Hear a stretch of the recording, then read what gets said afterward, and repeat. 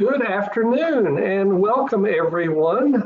My name is Brent Holliday. I'm the marketing manager for Capstone, and I want to welcome all of you to today's presentation of Am I Ready to Sell My Business? This is episode 1 of Capstone's new multi-part series, The Business Selling Process, created and delivered by our Director of M&A Advisory Services, Brian Goodhart. This series of 6 brief broadcasts will focus on the right way to sell a business while avoiding common missteps. Going forward, hope you'll plan to join us for future installments of this, and you will receive invitations to those via your email the way you did to today's presentation. Now, these sessions are also being recorded as well, so if you can attend or cannot attend, or if you have a colleague that would like a link to these videos, we are happy to make that available to you. Following today's presentation, you'll receive a thank you email, and you'll see on there a website or a email address where you can contact us, and we'll get that recording link out to you if you request that. And now I'm going to turn things over to our presenter for today, Brian. Thank you very much, Brent. I appreciate everyone being here today, because today we're going to talk about a subject that comes up all the time when we're working with clients. And that subject is, am I ready to sell my business? So as always, just a bit of brief background about Capstone. Capstone was founded in 1995, and we're headquartered just outside of Washington, D.C. And we are the creators of the Roadmap to Acquisition. Capstone is comprised of a full team of M&A experts, advisors, analysts, researchers, and support staff. We are uniquely qualified to have these discussions and find them enjoyable and interesting. So just a bit about me. For the last 20 plus years, I've been working with entrepreneurs and business owners as they work to grow, expand, and transition their businesses. Prior to joining Capstone, I was the director of Wifley's Business Transition Group, where I led a multidisciplinary team in the firm's national offering to help private business owners develop transition strategies and then execute those strategies. So whenever we're talking about transitioning a business, a number of things come up, and one of the things that we have to be very, very clear about is whether it's your idea or not, transacting a business is always a complex decision filled with conflicting emotions and many, many repercussions. It is a difficult and multifaceted problem. And one of the things that we counsel business owners about is this idea that selling a business will impact them in a variety of ways. Primarily, it's going to impact them personally, professionally, and financially. And throughout today, we're going to talk a little bit about each of those different areas and those different ways that a transaction can impact a business owner. But first, it's really necessary to understand what a business owner goes through throughout the growth and expansion of their business. So a business starts in an introductory phase where it's small, rapidly growing, and rapidly changing. It then enters a period of growth in a standard 4-stage model where everything really starts to begin to click. The business begins to institutionalize the processes and systems that drive value creation. These will drive revenue growth, they'll drive increased profitability, and we see that up until it reaches a stage of maturity. And at that stage of maturity is really where that business is operating at its peak, at its optimum capacity. And this is really when most business owners that we work with begin to have these thoughts, these ideas about what they may want to do with that business. Now, following this stage of maturity is a natural and eventual stage of decline.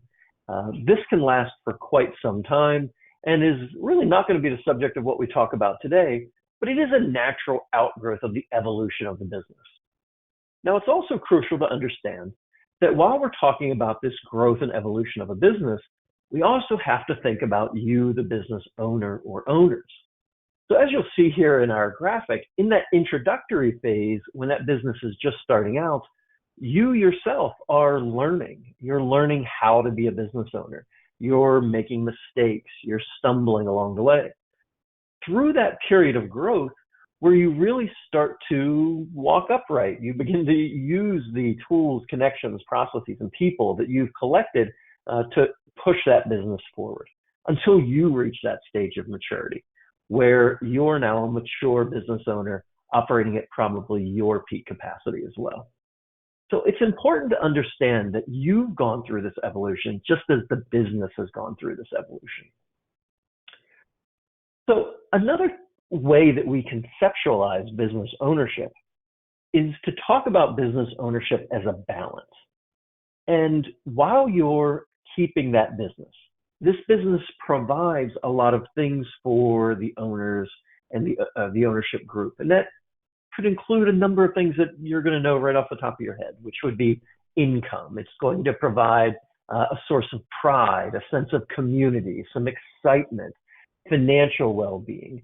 And also, you're going to be doing these things while you're at an age where it is appropriate to do so, where you're comfortable taking risks. So all of those things, those very attractive components of owning this business, have to be balanced against what we would get if we sell that business. And that is, we get some sort of value for it. The issue becomes that as you evolve and as that business evolves, this balance that you feel begins to shift. The employees that you may have enjoyed working with for many years begin to retire. The family that you worked with may begin to leave the business. The sense of pride or excitement that the business once provided for you may begin to lessen over time. The risk tolerance that allowed you to take these risks to grow this business may begin to shift into a risk aversion. And the financial benefits may stop being as enticing as they once were. And so what we see over time is the balance of owning a business starts to shift. And the business owner begins to think about selling the business. And it's often not one thing that leads them to believe this. It is, in fact, a preponderance of things. That just one thing after another starts to go a different way. And they start to look at the business differently. So what does this mean for you as a business owner? And so I have here 5 questions that I ask business owners all the time to really inform me about what their intentions are for that business. And I'm going to talk about each one of them here for a moment. The very first question is, do you feel that you've outgrown the business or that the business has outgrown you? Again, this is very natural in the evolution of a business. The business changes. What the business needs changes. So it's entirely possible that the way a business has evolved is differently than the way you've evolved. And as such, you two aren't as connected as you once were. Perhaps you have gone on to do other things, while the business is a smaller part of your world. Another question I ask is, are new business challenges something that exhaust you rather than excite you? Whenever we talk to new business owners, the challenges they face are always exciting and interesting. And though that doesn't make them less severe or less important, but you do find that they're anxious to tackle these problems. However, some business owners reach a point that when new challenges arise, they don't view them as opportunities and they don't view them as exciting. They view them as exhausting, tiring, or perhaps even all-consuming. And so we begin to see this set in. Do you have outside business activities that you find more exciting, interesting, or perhaps engaging than your primary business? This is another common thing that happens as business owners evolve. They begin to do other things. They invest in other businesses. They acquire other properties. They get involved in other groups.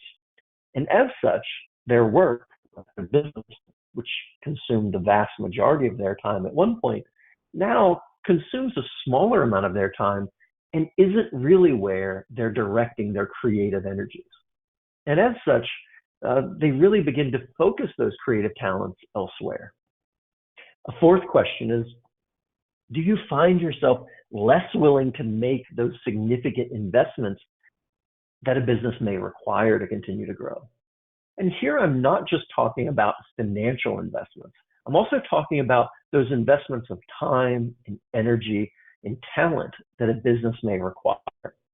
As business owners begin to mature and begin to do other things, it's very possible that they are really no longer willing to make the significant investments that are required to keep their business in its market position that it's come to dominate.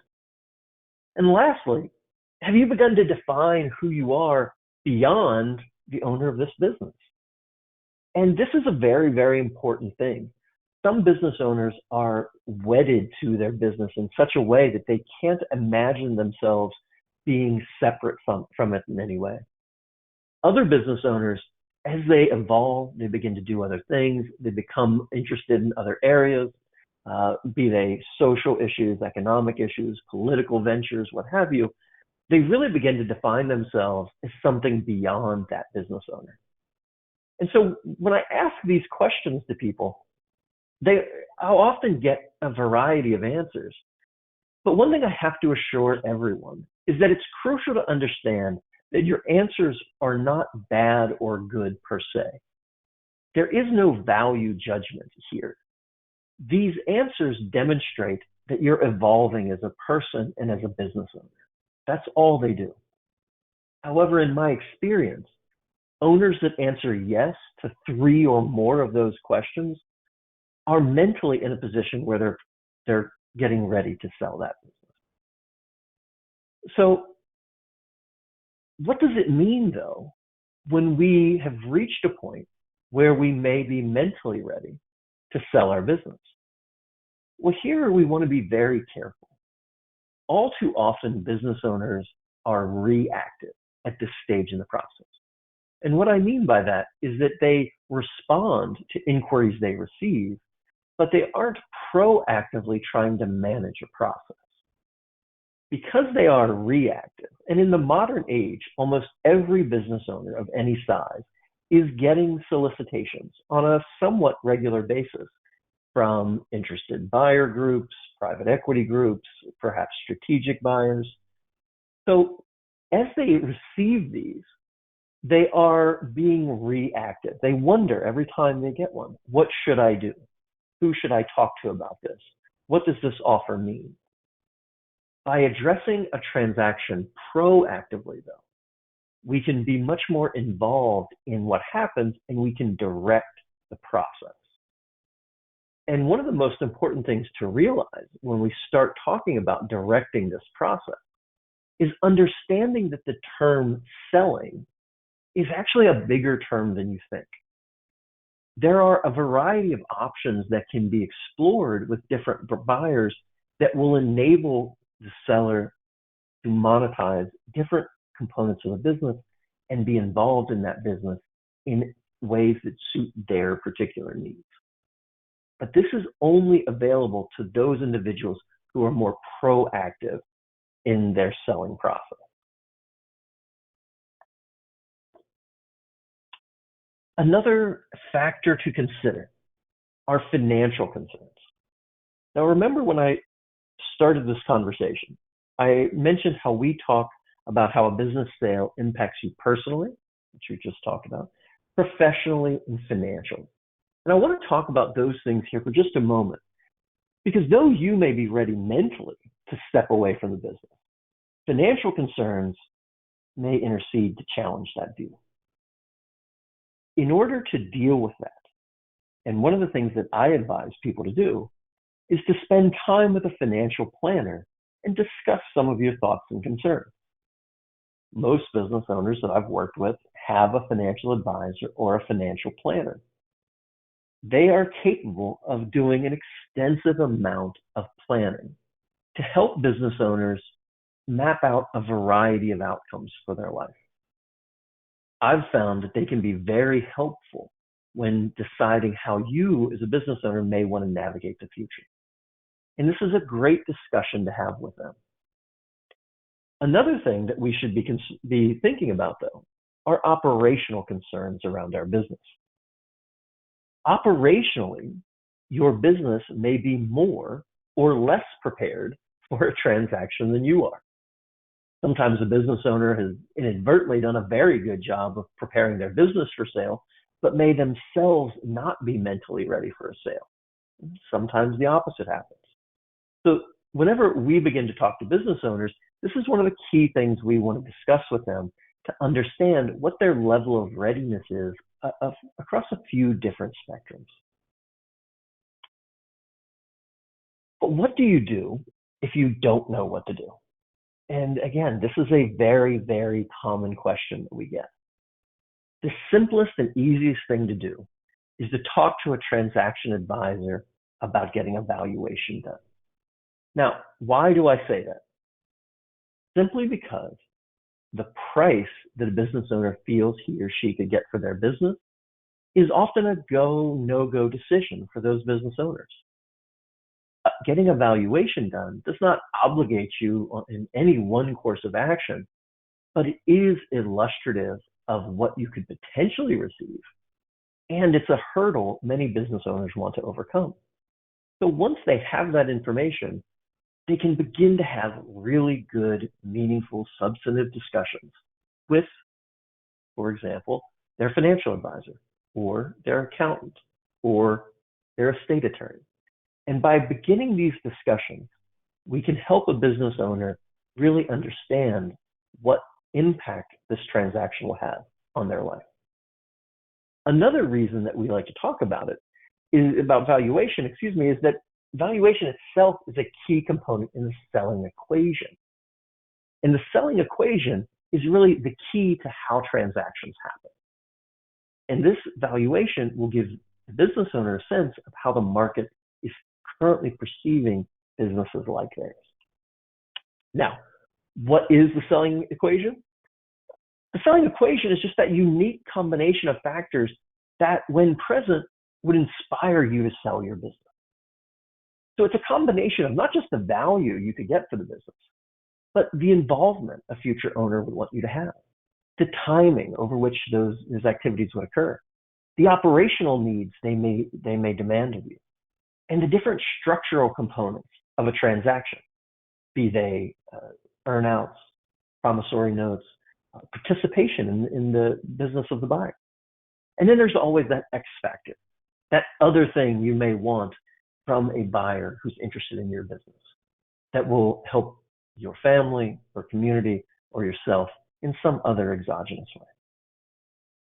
So, as my parting thoughts, I would leave you with understand that this is a very important decision. Ask yourself those 5 questions that I went over earlier. Talk to those advisors that you feel are able to offer you excellent advice, and explore what this means for you. Now, on our next webinar, we're going to talk about, is my business ready to be sold? Once we've cleared the hurdle with you, then we'll go on to figure out, okay, if I'm ready to sell my business, is my business ready to be sold? And that'll be on March 27th at 2 p.m. Eastern. Thank you very much, all. Brent, I'll turn this over to you again. Thank you, Brian, and thanks to all of you for joining us today. We hope you have a great remainder of your day, and we will look forward to seeing you all next month for the next installment in our series, The Business Selling Process. Please do watch your email inbox for those invitations so that you can register.